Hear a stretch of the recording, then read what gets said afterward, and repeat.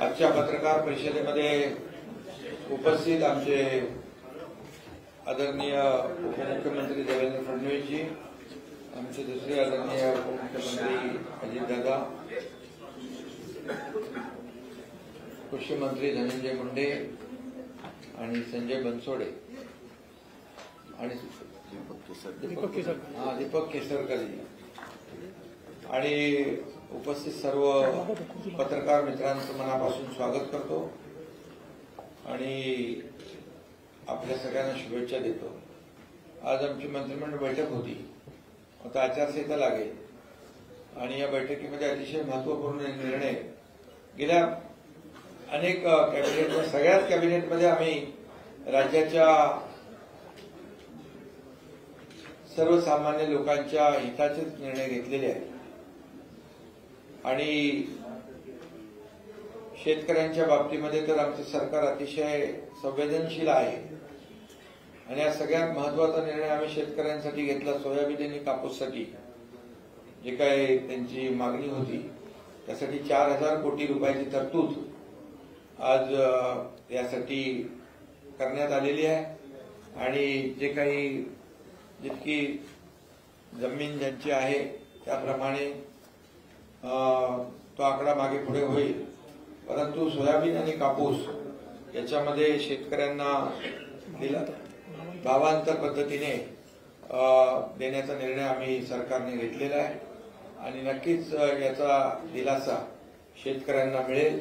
शेतकरी हा केंद्रबिंदू मानून आमचं सरकार गेले अनेक वर्ष काम करते, ते बाकी निर्णयामध्ये मी जाऊ इच्छित नाही। म्हणजे जेव्हा जेव्हा नुकसान झालं त्यावेळी अतिवृष्टी, अवकाळी, गारपीट आम्ही नियम सगळे बाजूला ठेवले आणि नियमाच्या दुप्पट जाऊन त्यांना मदत केली। 2 हेक्टरचं आम्ही 3 हेक्टर केलं। मुद्दाम आपल्याला एक थोडी पार्श्वभूमी आम्ही सांगतो।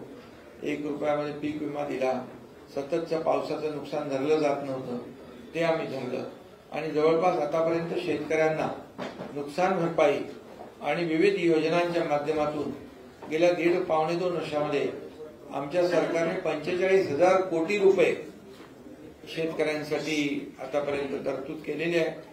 विरोधक म्हणतात ना काय दिलं हे सरकारने निर्णय घेतलेले आहे आणि त्यामुळे आजचा हा निर्णय अतिशय मोठा निर्णय सोयाबीन आणि कापसाच्या बद्दल सरकारने घेतलेला आहे।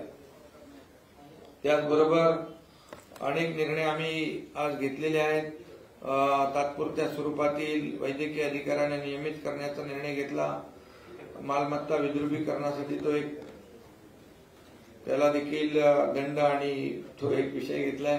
138 जलदगती न्यायालयासाठी वाढीव खर्चाला मान्यता दिलेली आहे आणि त्याचबरोबर आज संस्कृत, तेलुगू, बंगाली साहित्य अकादमी स्थापन करण्याचा निर्णय, बंजारा समाज त्याही आपण निर्णय घेतलाय। शासकीय निमशासकीय जागांवर आता मोफत चित्रीकरण जे आपले कलावंत आहेत, सिनेमा आहे त्यांचा, त्याला देखील आम्ही मोफत चित्रीकरण करण्याचा निर्णय घेतलाय। विणकर समाजासाठी आर्थिक विकास महामंडळ त्याला 50 कोटीची तरतूद केली आहे। त्याचबरोबर संत भोजलिंगाचा सुतार समाज आर्थिक विकास महामंडळ ते स्थापन करण्याचा निर्णय घेतलाय। पुण्यश्लोक अहिल्यादेवी महाराष्ट्र शेळी मेंढी विकास महामंडळाच्या भाग भांडवलात देखील भरीव वाढ करण्याचा निर्णय घेतलाय। हाताने मैला उचलण्याच्या प्रथेचे उच्चाटन करण्याच्या दृष्टीने रोबोटिक स्वच्छता यंत्रे असलेली मॅन होल कडून मशीन होलकडे जाणारी योजना त्याचा देखील आम्ही आज निर्णय घेतलाय। संगणक गुन्हे तातडीने निकाली काढण्याचा निर्णय घेतलाय। त्यामध्ये सेमी ऑटोमेटेड प्रोसेसिंग प्रकल्प गृह विभागाच्या माध्यमातून राबवला जाईल। राज्य पोलीस दलात आर्टिफिशियल इंटेलिजन्सचा वापर करण्याचा निर्णय घेतलेला आहे।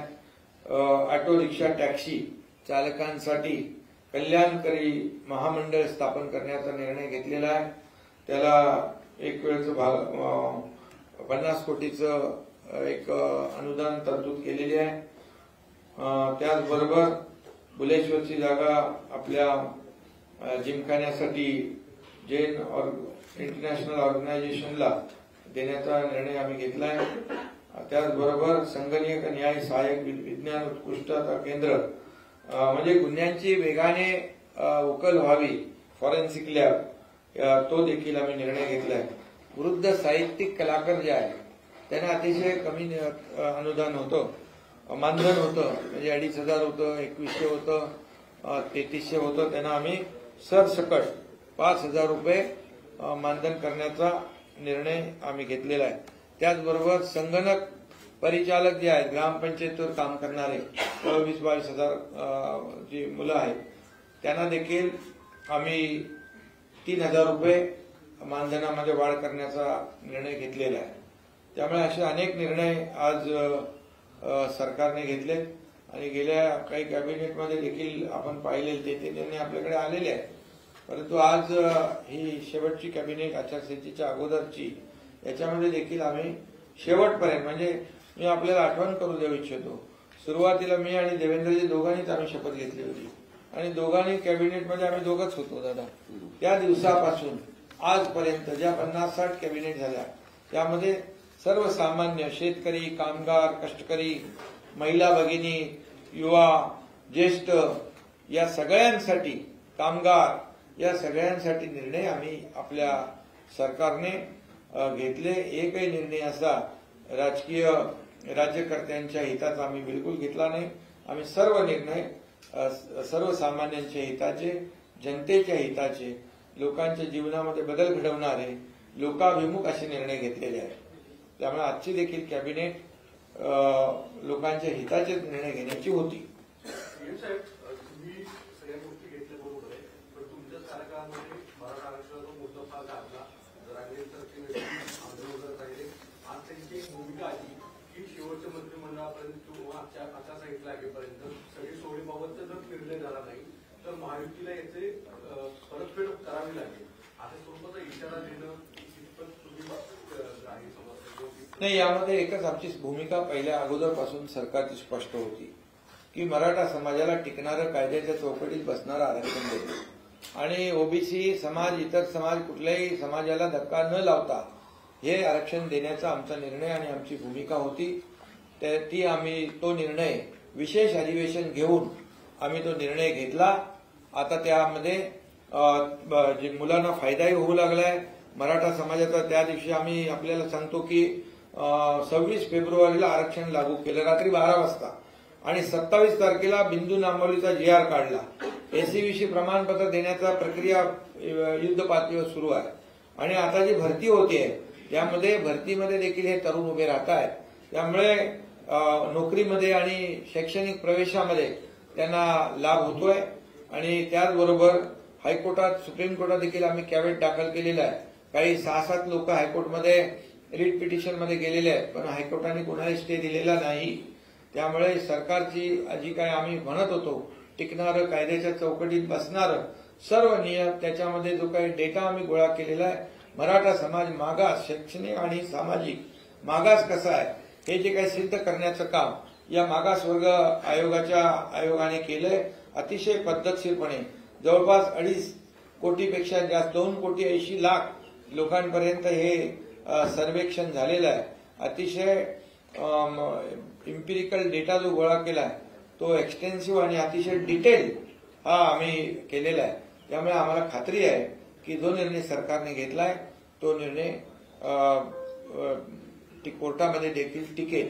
आणि त्याचबरोबर जसं मनोज जरांगे पाटील यांनी जे कुणबी प्रमाणपत्र मिळत नव्हते ते कुणबी प्रमाणपत्र मराठवाड्यामध्ये त्यांनी मागणी केल्यानंतर जस्टिस शिंदे कमिटी आम्ही गठीत केली. जस्टिस शिंदे कमिटीने काम केल्यानंतर ज्या जुन्या कुणबी नोंदी 1967 पूर्वीच्या त्या शोधल्या. अनेक लोकांना त्या कुणबी प्रमाणपत्र मिळाले. पार तेलंगणापर्यंत आपले लोक गेले आणि त्यांची मागणी होती की या जस्टिस शिंदे कमिटीला मुदतवाढ मिळावी. 2 महिने मुदतवाढ देखील आम्ही दिलेली आहे. आणि त्याचबरोबर आता जे नोटिफिकेशन काढलं सगळे सोयऱ्यांचं, या नोटिफिकेशनवर जवळपास आता 8,47,000 एवढ्या हरकती आलेल्या आहेत. 26/1/2024 ही आपण अधिसूचना जनतेच्या सूचना हरकतीसाठी काढली आणि 16/2/24 पर्यंत 8,47,000 एवढ्या त्याच्या हरकती सूचना आलेल्या आहेत. सदर हरकती सूचनांची नोंदणी आणि छाननी याची कार्यवाही सामाजिक न्याय व विशेष सहाय्य विभागामार्फत प्राधान्याने सुरू आहे. पूर्णपणे टीम त्याच्यामध्ये काम करते. 5 विभागाचे 266 अधिकारी कर्मचारी त्याच्यात काम करतायत आणि डे नाईट त्याच्या शनिवार रविवारी देखील काम करतायत आणि यावर खूप मोठ्या प्रमाणावर छाननी झाली आहे. आता हे सर्व कर्मचारी अधिकारी निवडणूक प्रक्रियेमध्ये या ठिकाणी त्यांच्यावरती जबाबदारी देखील आहे आणि त्यामुळे या संपूर्ण जे 8,47,000 हरकती सूचना आलेल्या आहेत त्यांना थोडी अवधी आम्हाला नक्की लागेल. कारण यामध्ये त्या लोकांना पत्र पाठवणं, त्यांची माहिती कोणाला आवश्यक वाटल्यास त्याला माहिती द्यायची असेल तर त्या माहिती देण्यासाठी, त्याची माहिती घेण्यासाठी देखील त्याला वेळ द्यावा लागतो आणि यामध्ये सर्व हरकती त्याची नोंदणी आणि छाननी झाल्यानंतर अंतिम अधिसूचनेचा मसुदा विधी व न्याय विभागाकडून तपासून शासनाच्या मान्यतेने अंतिम अधिसूचना आम्ही प्रसिद्ध करण्यात येईल. कारण आता जे आम्ही केलं, जे बोललो सरकार ते आम्ही केलेलं आहे.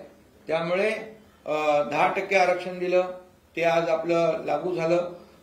कुणबी प्रमाणपत्र मिळत नव्हती, ती कुणबी प्रमाणपत्र ज्यांच्या नोंदी जुन्या आहेत, जो कायदा नियम पूर्वीपासूनचा आहे तो लागू केला. जस्टिस शिंदे कमिटी यांची कमिटी पूर्ण काम करते आहे, ते आम्ही केलं आणि त्याचबरोबर हे अंतिम नोटिफिकेशन जे आहे, सूचना हरकती आल्यामुळे घाई गडबडीमध्ये जर कुठला निर्णय घेतला तो ते टिकणार नाही. आम्ही कुणालाही फसवणार नाही, हे पहिल्यापासून आमचं मत आहे. जाहीरपणे आम्ही सांगितलं, जाहीरपणे शिवाजी महाराजांची शपथ घेतली, जाहीरपणे आम्ही विशेष अधिवेशन घेतलं आणि आरक्षण दिलं. आता आपल्याला माहित आहे त्या आरक्षणाचा फायदा 10% मराठा समाजाला मिळू लागलेला आहे. त्यामुळे माझी विनंती, आव्हान आहे सगळ्यांना की सरकार देणार आहे, सरकार सकारात्मक आहे, सरकार पूर्णपणे दिलेला शब्द पाळणार आहे. त्यामुळे आता यामध्ये देखील ह्या सगळ्या ज्या काही गोष्टी, हरकती ज्या आलेल्या आहेत, या हरकतींची छाननी आणि सगळे जे काही तपासणी आहे ती करून आम्ही अंतिम सूचना देखील कायद्याची सगळी प्रक्रिया पूर्ण करून या ठिकाणी 4 महिन्यामध्ये अंदाजे 4 महिन्यात आम्ही ते काम पूर्ण करू.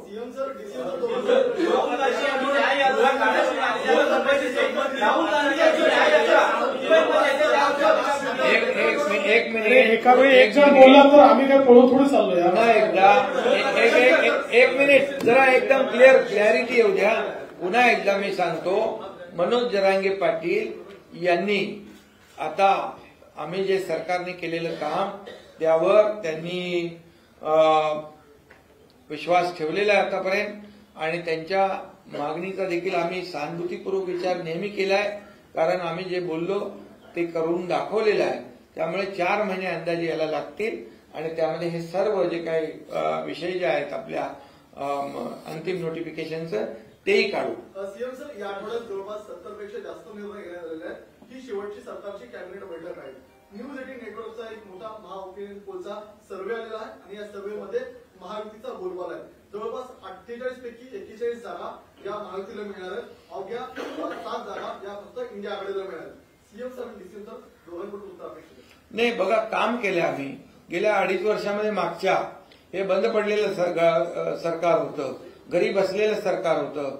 एक पूर्णपणे निगेटिव्हिटी या राज्यामध्ये पसरलेली होती आणि घरी बसून आणि फेसबुक लाईव्ह काम नाही होत. लोकांमध्ये जावं लागतं, लोकांना निर्णय घ्यावे. शासन आपल्या दारी, महिला सक्षमीकरण, शेतकऱ्यांचे निर्णय, 500 निर्णय घेतलेत आम्ही. पण लोक निर्णय घेणाऱ्यांच्या बाजूने निकाल देतील का घरी बसलेल्यांच्या बाजूने देतील? त्यामुळे 41 नाही, त्याच्यापेक्षा जास्ती आमच्या जागा 45 देतील. राहुल गांधी यांची यात्रा मुंबईमध्ये दाखल होती. राहुल गांधी यांची न्याय यात्रा मुंबईमध्ये दाखल होती. आपली काय प्रतिक्रिया? अरे, आता यात्रा त्यांनी अनेक यात्रा काढल्या, पण झालं काय? खरं म्हणजे या स्वातंत्र्यवीर सावरकरांचा अपमान करणाऱ्यांच्या बरोबर हे सगळे लोक जे हिंदुत्ववादी स्वतःला म्हणून घेतात ती फिरतायत. हे दृश्य अतिशय दुर्दैवी आहे आणि या महाराष्ट्रातली जनता, मुंबईतली जनता, सावरकर प्रेमी जनता या ठिकाणी त्यांना आम्हाला काही सांगण्याची आवश्यकता नाही. या मतदारात त्यांना त्यांची जागा दाखवतील.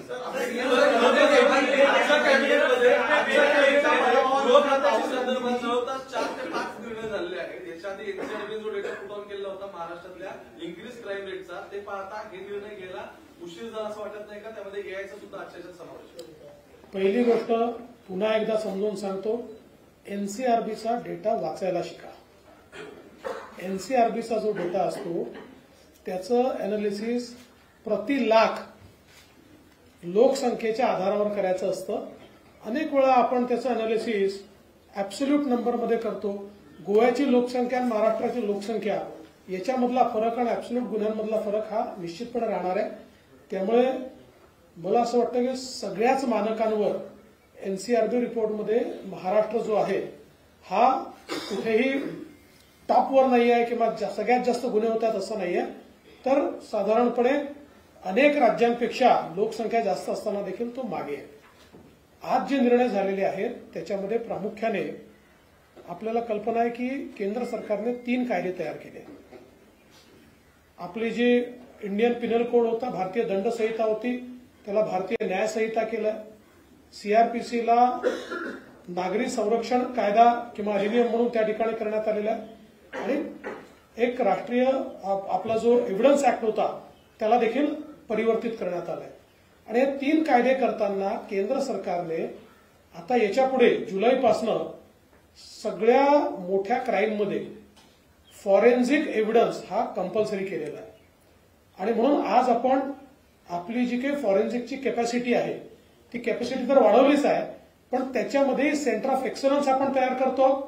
आणि आता एवढ्या मोठ्या प्रमाणात फॉरेन्सिकच्या केसेस आल्यानंतर ऍडिशनल मशिनरी आपल्याला लागेल, त्याची तयारी आपण पूर्ण करतो.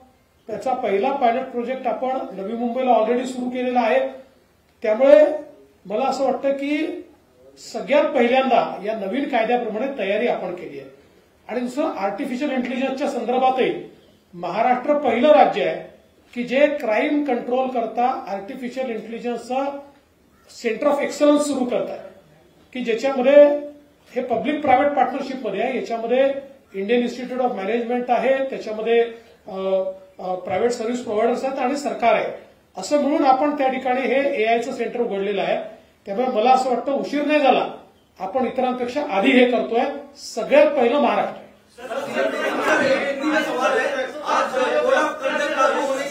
हिंदी समजा मराठी होतं.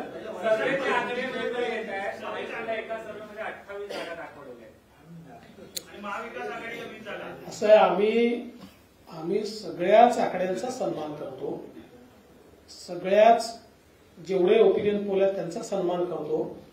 पण आमचं देखील काही अनुभव आहे, आमचंही काही एक्सपिरियन्स आहे. त्याच्या आधारावर आम्ही तुम्हाला एवढंच सांगतो की ज्यावेळी निकाल येतील, मागच्या 2 निवडणुकांमध्ये महायुतीला जेवढ्या जागा मिळाल्या त्यापेक्षा जास्त जागा महायुतीला मिळतील, कमी जागा मिळू शकत नाही.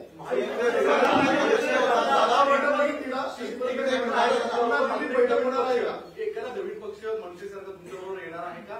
आणि जागा वाटपाचा जो फॉर्म्युला आहे तो नेमकं कधी जाहीर केला जाईल? कारण की तर्क वितर्क राजकीय गॉसिप असे सुरू आहे की आपणच आपल्या मित्र पक्षांवर कमी जागा द्या, त्याच्यावर खूप गॉसिप सुरू आहे.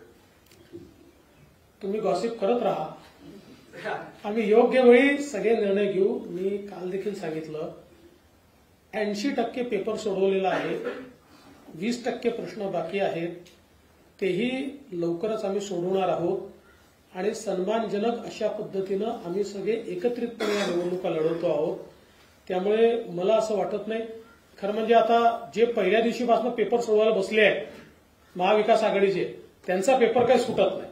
आमचा तर 80% पेपर आम्ही सोडवून टाकलाय ऑलरेडी. म्हणजे अजितदादांना कुठल्या सीट्स म्हणजे घोषित करायच्या ते त्यांनी कधी करायचं त्यांनी ठरवायचं ते करू शकतात. सीएम साहेबांनी कधी करायचं त्यांना अधिकार आहे ते करू शकतात. आम्ही ज्या सुटल्या होत्या त्या घोषित केलेल्या आहेत. त्याच्यामुळे आमचा 80% पेपर सुटला आहे, 20% पेपर आम्ही लवकर सोडवून टाकू.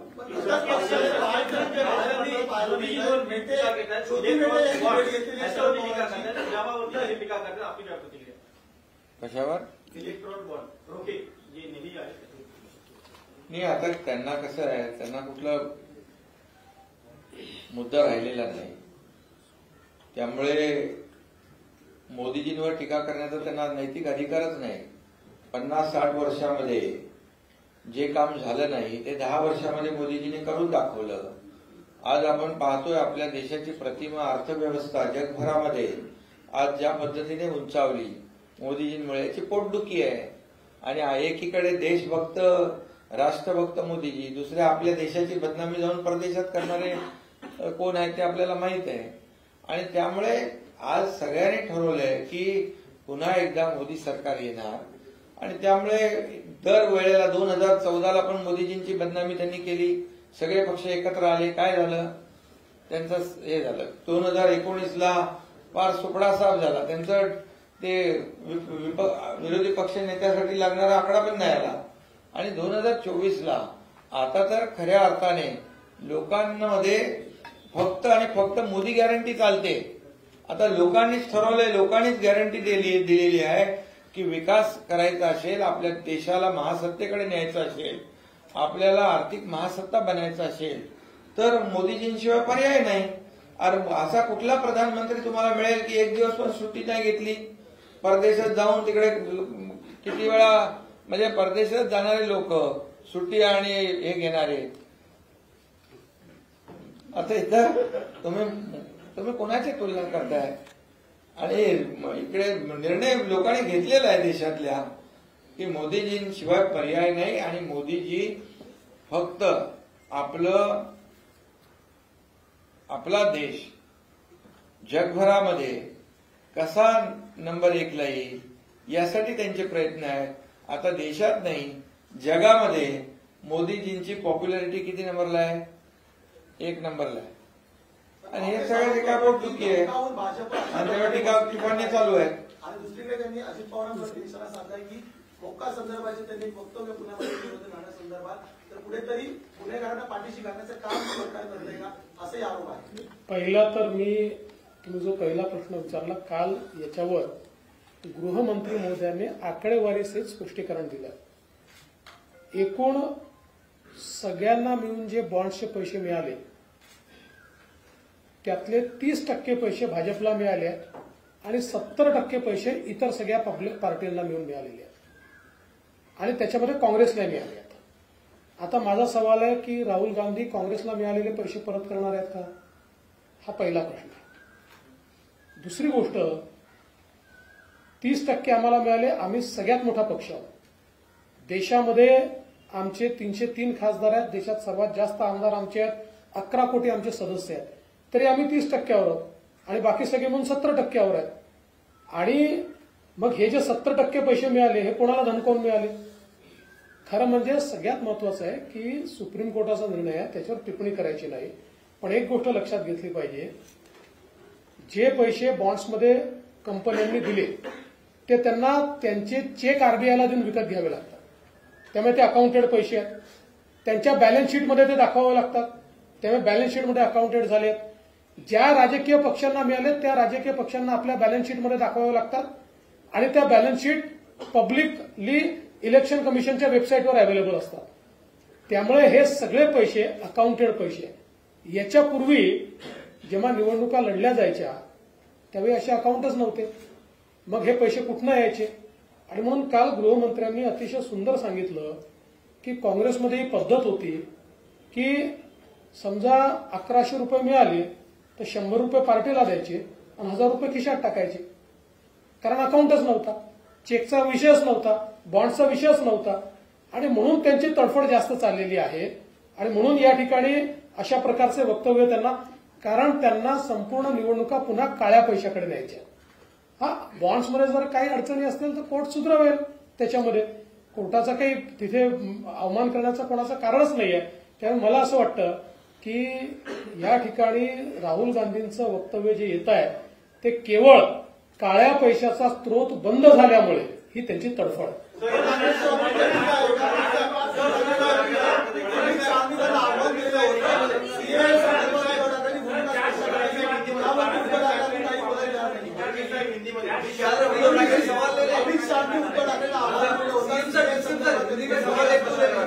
भूमिका स्पष्ट न करता ते भाजपवर सातत्याने टीका करतायत. नेमकं कशामुळे? अमित शाह साहेबांनी अतिशय स्पष्टपणे उद्धवजींना सांगितलं आहे. कारण उद्धवजी सीएएवर टीका करतायत.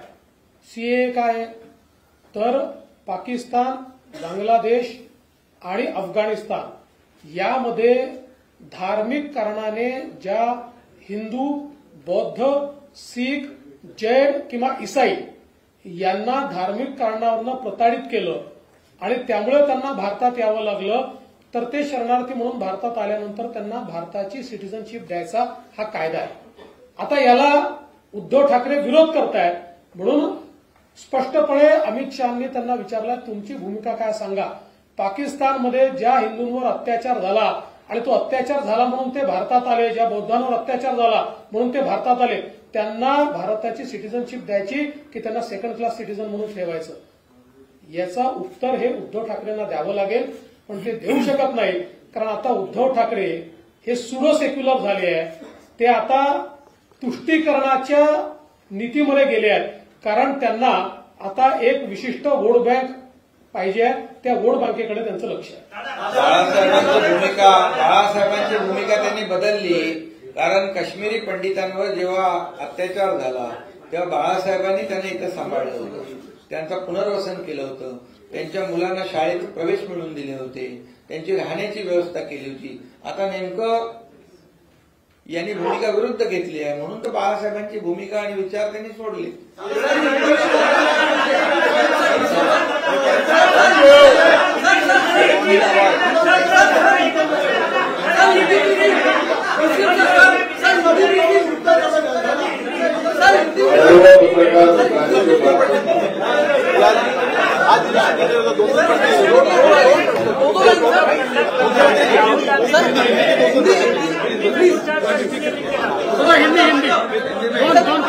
दो प्रश्न खाली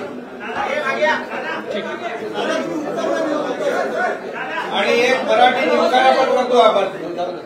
मराठी जिमखाना आपल्याला करायचा आहे, तो प्रस्ताव तुम्ही मराठी भाषा मंत्री अरे भाई